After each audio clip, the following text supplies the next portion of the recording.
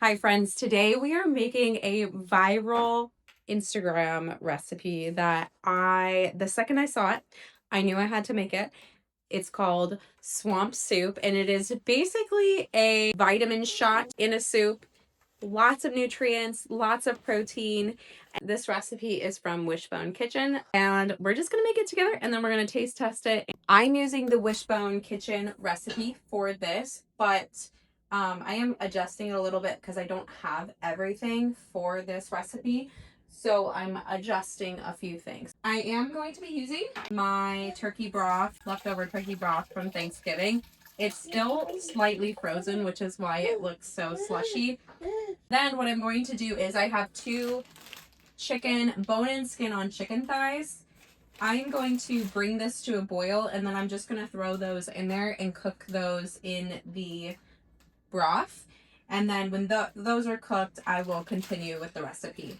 Now I'm adding the two bone-in skin-on chicken thighs to the hot boiling broth. And those are going to sit in there and cook for about 15 minutes.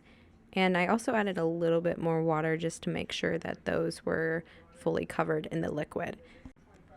Now that they are finished cooking, I am pulling them out and setting them on a plate so I can shred them when they cool off a little bit. And then at this point, I am going to add an entire bag of spinach and putting that in the hot broth for about 3 to 4 minutes, just until those leaves are cooked and wilted. And after your spinach is cooked, you're going to move it over into a high-powered blender, or you can move it to a bowl and use an immersion blender. After removing all the spinach, I'm adding my farro. The recipe tells you to add rice, but I was out of rice, so I'm wanting to use up this bag of farro that I got.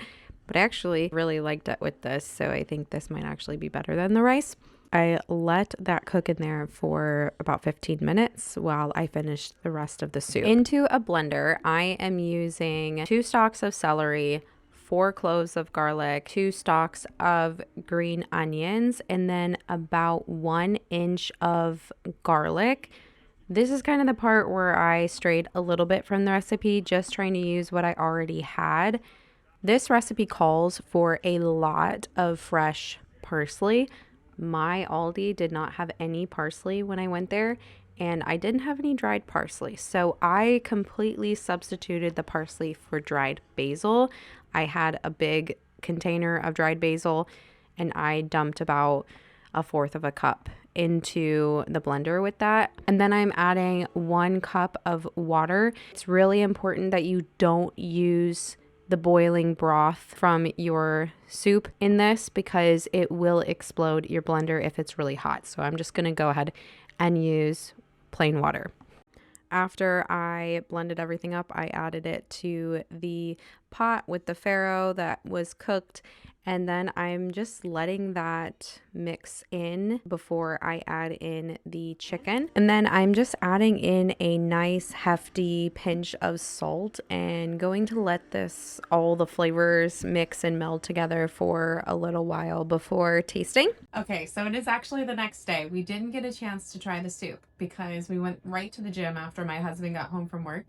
And so we did not get an opportunity to try it last night because when we got back from the gym, we wanted pancakes instead. So I made pancakes. So I'm trying this for the first time right now. But I really want to show you guys the soup right now. This is the soup. That is how you know it's some good broth right there. This is the leftover turkey broth from Thanksgiving, and it is super gelatinous. Just get a good glimpse of that. And I'm actually kind of excited that the soup got to kind of sit overnight because I think it's going to be a little more flavorful.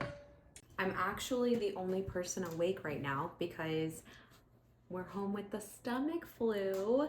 I don't have it, but my 3-year-old does. We had to leave work early so we could, because she threw up while I was at work. So everybody is snapping. And this is probably the perfect thing for me to eat right now to hopefully fend off any kind of sickness that might be coming my way. I'm squeezing a lemon in here. And since I used the basil instead of, it kind of is smelling a little like pesto. And now it's making me think about how good like a pesto chicken soup would be. So maybe I'll have to try to make something like that next time.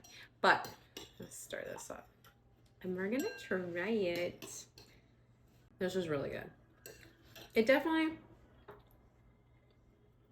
kind of just tastes like chicken soup. I like the fact that I used the farro instead of the rice, but it is really good. I didn't add any jalapenos just because I knew my kids weren't gonna eat it if it was spicy. I make this again. I'm gonna add like 3 or 4 more cloves of garlic. I will make this again because this is really good. And I think this would be a great thing to take to a friend that is sick. I would do more ginger, and I'm gonna add more garlic to give it a little bit more of a punchy taste.